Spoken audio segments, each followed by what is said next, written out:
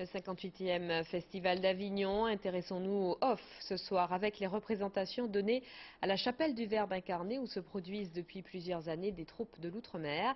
Cette fois, les femmes ont pris le pouvoir. Dominique Poncet, Nathalie Berthier. Venues des quatre coins de l'outre-mer et même d'un peu ailleurs, elles sont enfin arrivées à Avignon. Et dans les rues, elles chantent leur bonheur de pouvoir faire enfin entendre leur voix dans ce qui est le plus grand festival de théâtre du monde.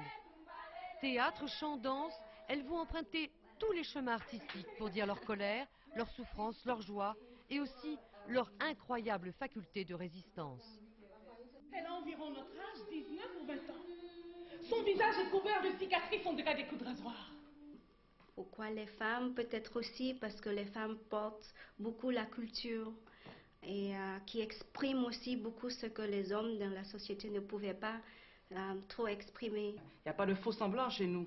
C'est-à-dire qu'on sent les choses et on les dit comme elles sont. Ça peut choquer les gens, ça blesse parfois, mais c'est comme ça que nous sommes. C'est-à-dire qu'en jouant sur le plateau, nous jouons aussi notre réalité. Il a trouvé que je lui manquais de respect. Il m'a poussé contre le mur. Il m'a craché en pleine figure. Une réalité parfois très insoutenable, parfois aussi très singulière, comme celle de Thérèse, 84 ans. À la Guadeloupe, j'étais un enfant, je suis devenue une jeune fille. Je ne savais pas si j'étais pauvre, si j'étais riche. J'étais naturelle. Et quand je suis arrivée en France, j'ai vu autre chose.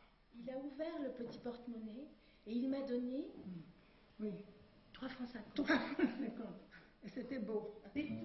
Femme tendresse, femme passion, femme résistance, à Avignon, elles mêlent leurs voix. Et les entendre est à la fois beau et bouleversant.